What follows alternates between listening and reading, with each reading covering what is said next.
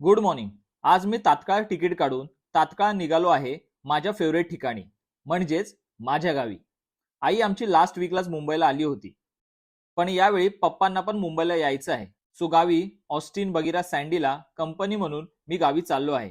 अमोलने मला दादर स्टेशनला ड्रॉप केलं. मी यावेळी मांडवी एक्सप्रेसने गावी चाललो आहे.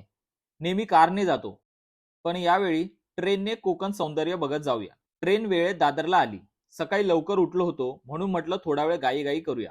प्रवासात एक गोष्ट कटाक्षाने लक्षात आली. हल्ली लोक जिथे जातील तिथे कचरा करतात.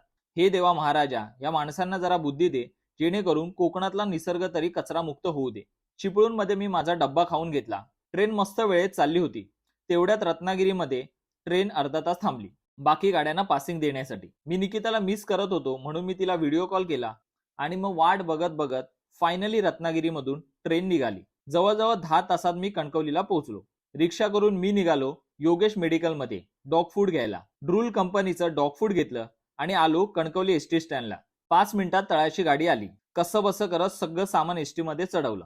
तशी तर मला एसटी लागते, पण मग खिडकी मिळाल्यामुळे हवा लागत होती आणि मग सनसेट बघत एसटी मध्ये बसलो आहे हेच डोक्यातून निघून गेलं आणि फायनली सुखरूप मी माझ्या वर्ल्ड फेमस गावी आडवलीला पोहोचलो. आल्या आल्या ऑस्टिन बगिराने माझा हाल हवाल विचारला. आता भेटूया नेक्स्ट व्हिडिओमध्ये. तोपर्यंत टाटा बाय बाय.